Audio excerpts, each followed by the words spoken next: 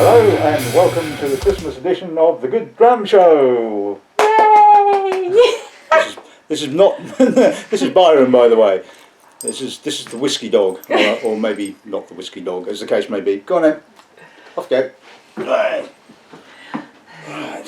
Right. Okay. So this week's episode of the show, what we up to? Well, as this is the last episode of the show before Christmas, hence the lights and the Bambi. Yes, I'm trying to be a bit festive. Anyway, so it's the Christmas week. Like I said, last episode of the show before the end of the year. Obviously, we're not going to get to the magical 200 or episode 200 by the end of the year. So that will probably be the first one in the new year. Cool.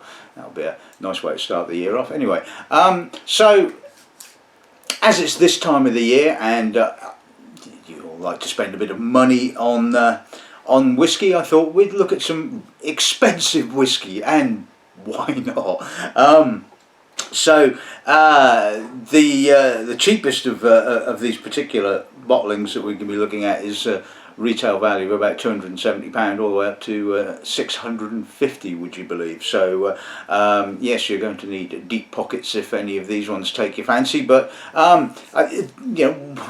what other time of the year am I going to well, yeah, I've probably tasted expensive whiskey all throughout the year, but now seems to be a very apt time to just show you some of the really outstanding bottlings that have come my way over the last couple of months, and some of which I've decided were just far too good not to stock, and hopefully some of you guys will by the end of the year have purchased them and hopefully be enjoying them. So anyway, as there's quite a varying array of whiskies to share with you guys, it's bit of a difficult thing to figure out quite the order. So anyway, I'll introduce the lineup and we'll have a chat about them.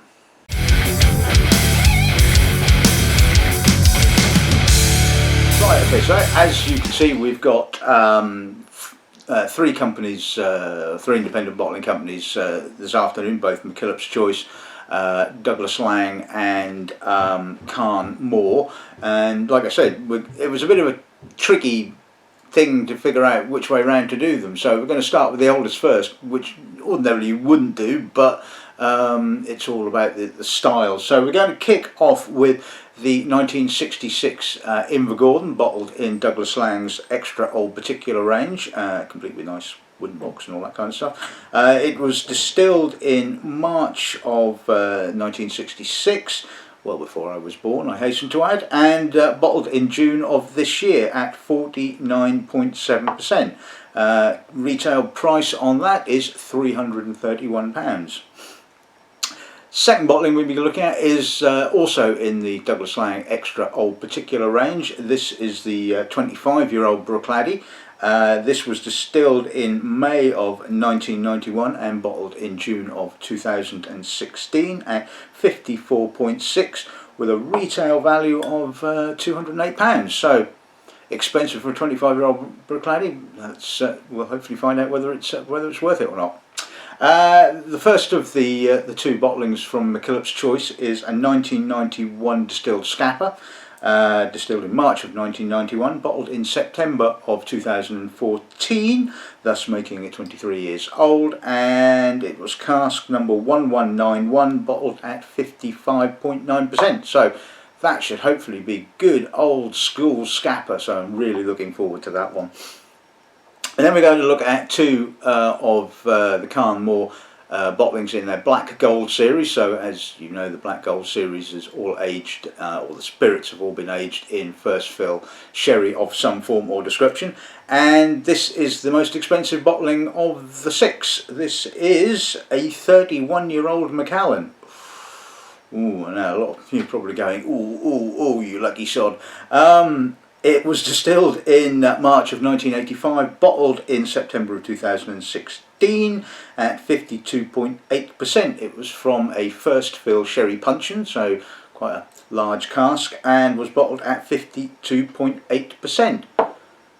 Retail value of that, £656. I hope it's going to be bloody good for that. Although in saying that, I have tasted some old Macallans that really haven't been up to the price tag, so it'll be interesting to see whether that one is. Second one we'll be looking at is a Bowmore. This was distilled in July of 1991, bottled in September of this year. Cask number 1916, first fill sherry butt. It is 25 years old and bottled at 55.5, currently retailing for £276, and the giveaway is there's a bottle on our shelves.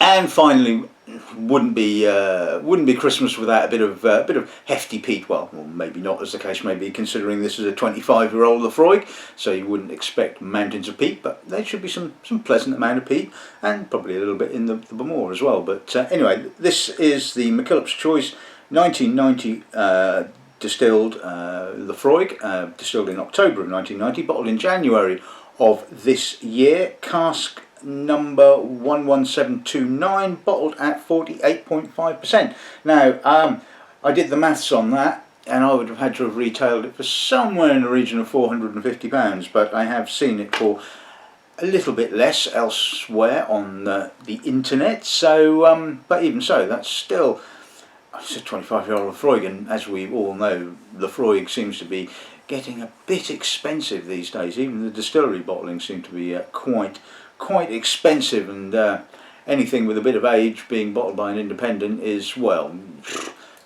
comfortably three figures, shall we say, even for sort of something like a 15-year-old. So this is possibly, well, this could be good. I'm hoping it's good. As you know, Laphroaig is one of those distilleries that tends to be very consistent in its releases. So anyway, that's this afternoon's lineup. I haven't totaled up the entire retail cost of this, but it's a lot. So let's kick off with the old boy then, shall we?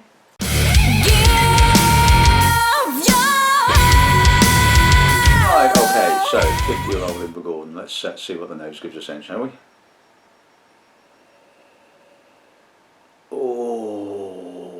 What a way to start a tasting. Stunning nose, absolutely stunning. Dark, touch of treacle, coffee. It's got that wonderful old Armagnac-y kind of character which often old grain whiskies tend to develop. There's sort of prunes and fig and walnut. Really dense, almost kind of malty in character, but that's that sort of thick treacle and toffee character kind of coming through. There's a little bit of sweetness to the dried fruits, the dried grainy fruits, but oh, that is just absolutely sublime. A little bit of spice, touch of vanilla. Oh, that is just such a Christmassy dram, shall we say. I mean, that is absolutely stunning. Bit of tobacco smoke coming out now. Really complex, wonderful old grain whiskey. Let's see what the palate gives us then, shall we?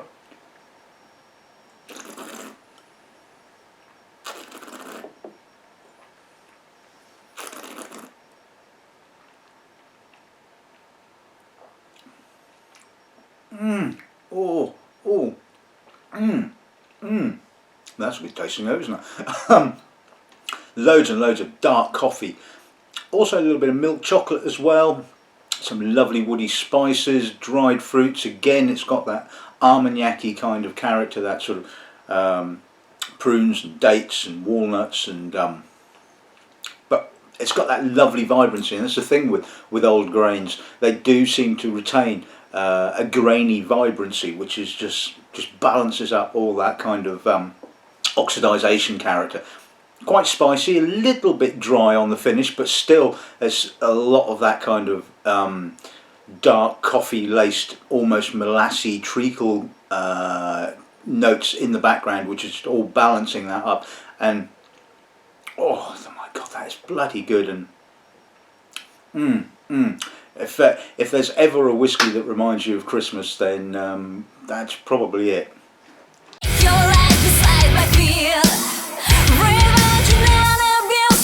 Right, okay, so That's one hell of a start. So let's move on to the Bruichladdich then, shall we?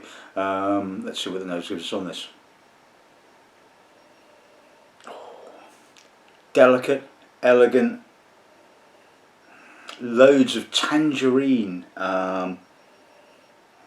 apricot, honeysuckle, mature, slightly baked fruit kind of coming through. This is just kind of classic 25-year-old Bruichladdich, it has to be said.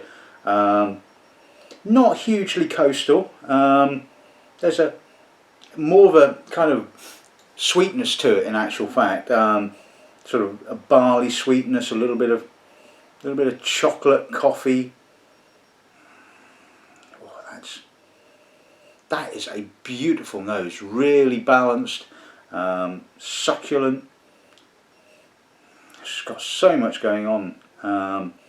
Wonderfully citric, and like I said, it's just absolutely stunning, real classic. Yes, so this is what did I say? This was retailing for just over 208, and damn, that's a lovely nose. Let's see if the palate matches it.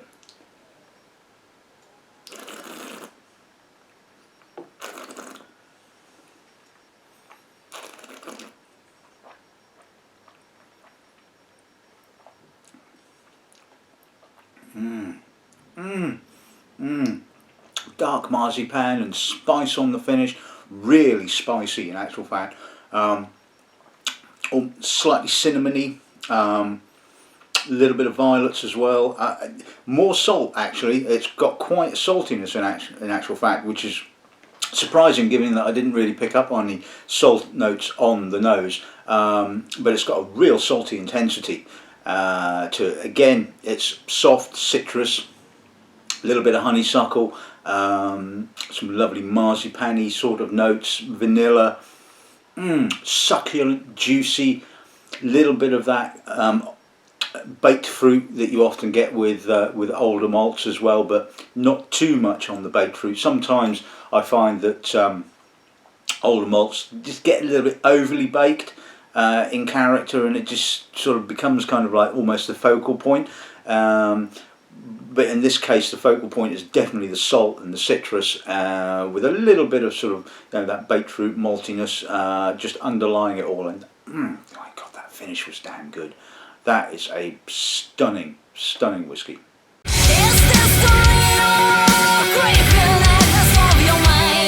Right, okay, so let's move on to the Scapa. Let's, like I've probably said on a number of occasions, the modern style of Scapa is all right, but the thing is, I mean, I remember when I first started in the industry many years ago, I remember tasting sort of, I think it was MacPhail's bottlings that were distilled in the late 80s, and they just had this just classic kind of windswept coastal intensity to them, although as we well know, Scapa had not matured on the Orkney itself, but it had that Scapa character, you know, and current modern day Scapa really is a completely different beastie. I mean, still, excuse me, a lovely whiskey. I mean, I think I tasted one not so long ago, but just completely different. So I'm hoping this should be old school Scapa. So let's see what the nose gives us. Oh yes, briny, very briny, crisp citrus, white fruits, brine, more brine, nice sort of malty barley sheen underneath, touch of baked fruit, but again not very heavy. It's more about that sort of crisp, salty, citrus character. Maybe not quite as sort of windswept and what have you, but then obviously, you know, that's more down to the sort of the mellowing of time rather than anything else. But this definitely is how I remember Scapa to be. Oh, that's absolutely gorgeous. Lovely barley notes, fresh, crisp. Touch, just a smidge of wood spice, maybe just a smidge of peat as well. Not You kind of have to work to find it, but there is that sort of slightly sort of earthy, almost kind of very, very mellow peat note. That is just fabulously balanced, absolutely gorgeous. And when I tasted this, I just thought, got to have some of this, got to put it on the shelf, because this is just stunning. This is just a lovely old Scapa. Let's see if the palate is anywhere near as good.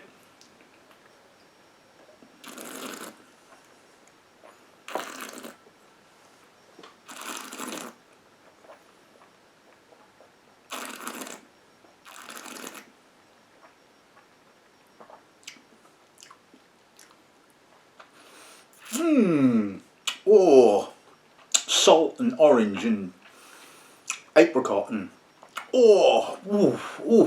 that's a definite wakey dram if ever I've tasted one. Doesn't quite kick off like that. There's a little bit more oak character, a little bit more vanilla, a little bit more almost toffee notes. It certainly feels fuller initially on the palate, and it isn't until you get to the middle where that sort of saltiness really kicks in and it's sort of ramping up the citrus character. Like I said, orange is a little bit of lemon, touch of coffee.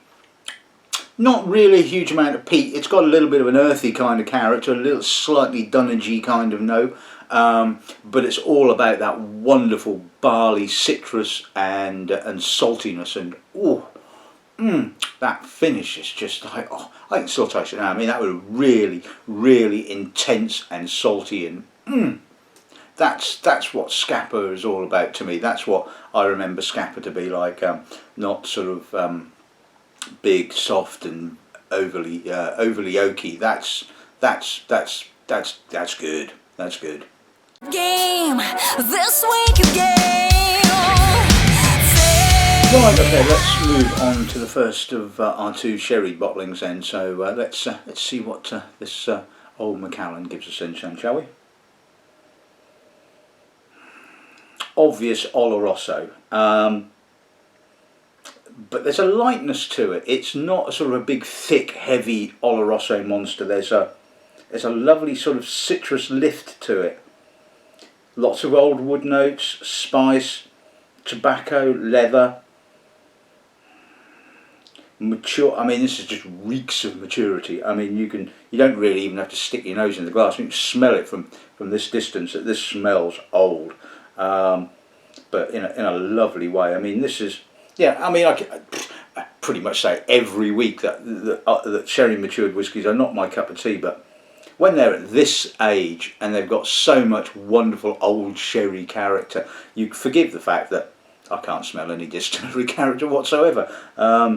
But that's not the point. I mean, it's got some lovely sort of orangey, tangerine-y, marmalade-y, sort of slight marmalade-y kind of notes. Lots of spice, bit of incense. But it's just so vibrant. I mean, this is 31 years old, you know. And this was a fantastic cask. I mean, obviously being a puncheon, it's larger than a butt, and it's obviously allowed it to carry on maturing for that little bit longer. I have a feeling, and I might be wrong about this, that I think the rep mentioned that this was one of the owners of the business's casks that it had laying down for a while. So cashing it in, I imagine, to add to his pension fund, I guess. And I mean, this could have carried on going. You could have bottled this at its mid-40s, but obviously by that sort of point in time, you know, the price is going to get ridiculously silly. Even if you don't think 650 quid is ridiculously silly, but you just go and check out online the price that old Macallans go for.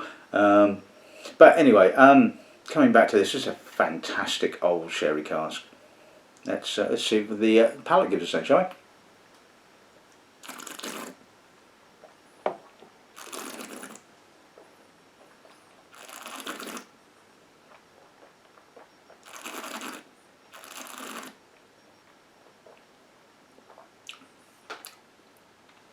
Wow.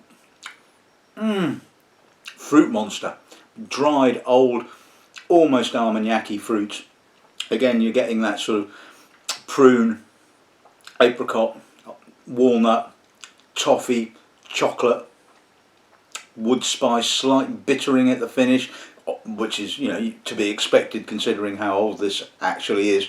But again, it has a wonderful vibrancy to it, a freshness, that sort of not acidic, but that kind of citrus lift is just kind of giving it that. Obviously, being bottled at cask strength, 50 odd percent, 55 I think it is off the top of my head. Yeah, 52.8 is helping to give it that kind of lift, and it stops it being overly treacly and overly sort of old and sherried. But oh, wow, what a finish! I mean, you know, quite fruit cakey. So again, you know, another sort of classic kind of winter's Christmassy dram, but you know, I still think I would probably opt to go for the Invergordon over it. But even so, that is just that is bloody good.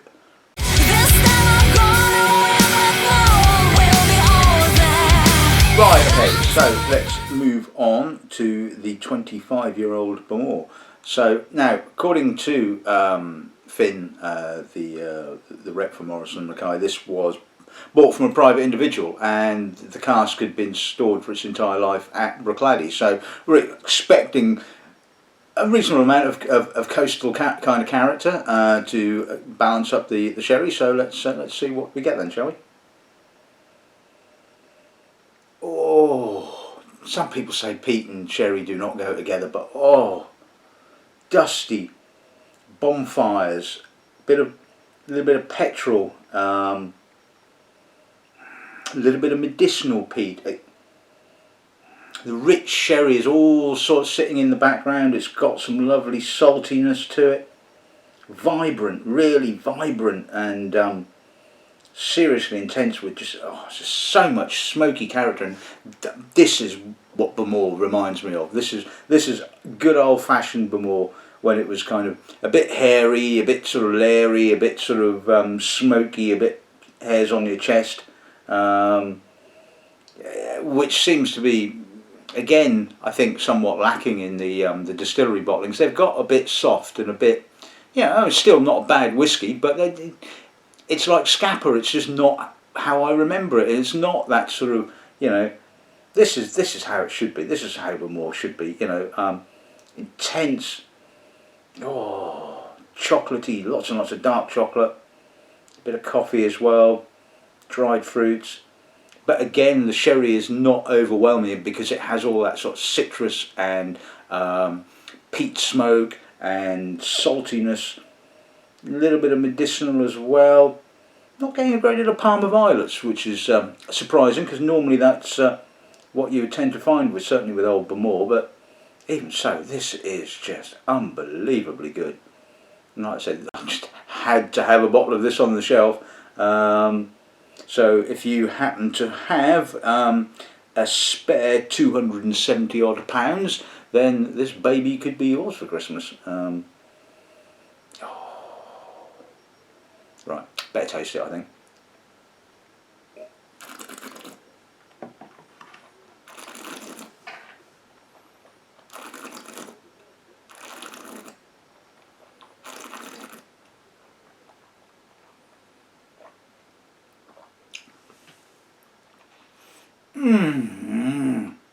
Oh, I think I'm going to be doing a lot of this. Damn, that's good.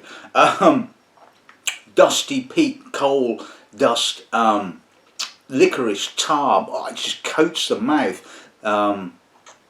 Treacle, dark fruits. Little bit of Parma violet now coming right through on the end, but some lovely wood spice, some old wood spice. Wonderfully vibrant, really citric and salty on the middle. Lovely freshness to it, but equally so, it's got all that kind of, like, you know, pruny, dark, walnutty, treacly, tarry kind of character as well. So that lovely sort of mellow peat smoke, dusty peat smoke. Oh, Yeah, no, that is good. That's how Bowmore should be, in my opinion. Inside your And finally, I can't believe we've kind of got this far. There's been a lot of going on in this episode of the show, probably more so than usual. So I hope you've stuck with it, shall we say? Anyway, let's see what the Laphroaig gives us then, shall we? That is lovely. Loads of barley, crisp, almost Sauvignon-y kind of fresh, salty, a little bit of medicinal notes and taut peat, a little bit of marzipan, vanilla. Oh, that's got some freshness to it.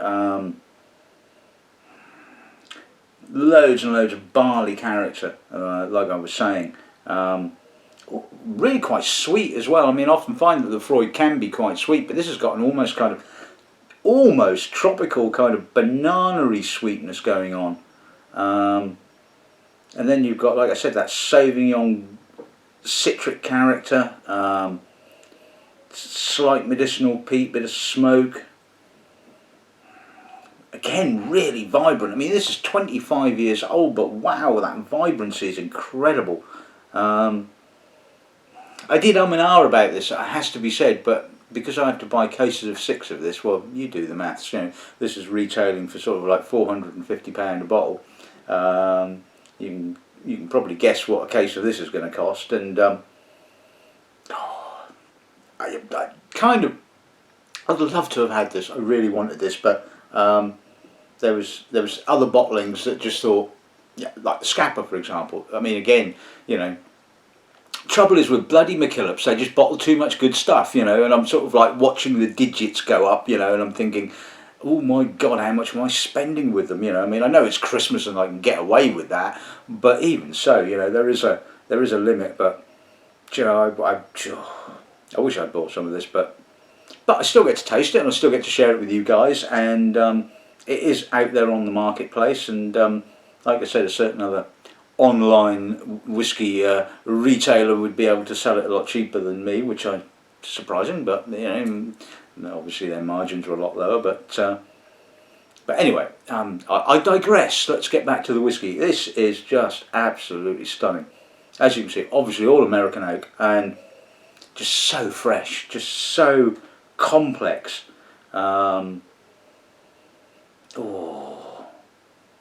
about time.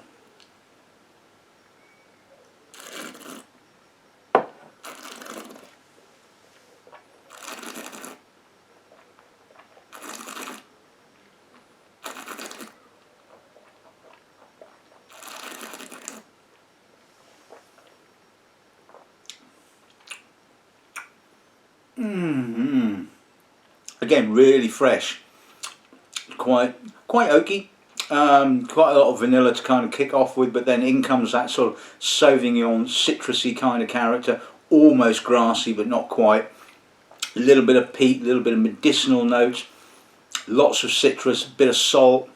Oh, and that mellow peat smoke right on the finish is just absolutely stunning.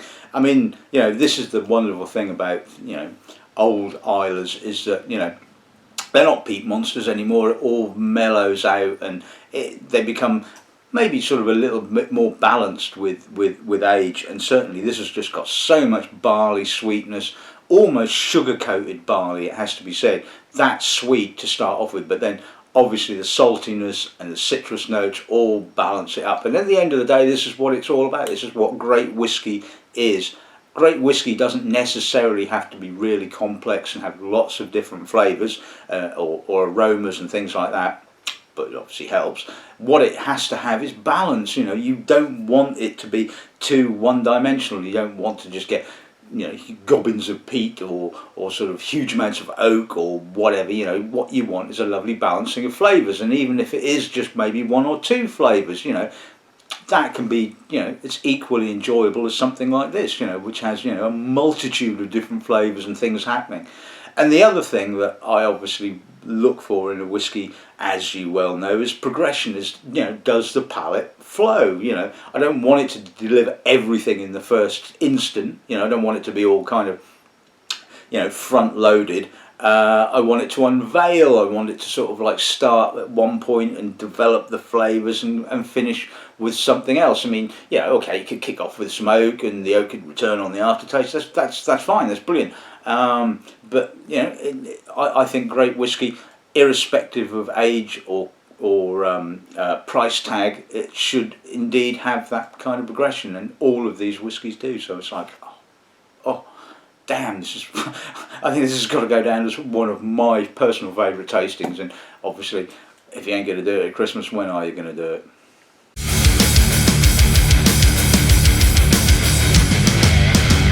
Right, okay, so let's sum today's little tasting up then. Invergordon, old grain whiskies. I mean, these are a bargain. I mean, yes, all right. This is £330, and £330 is a lot of money. But just think about it.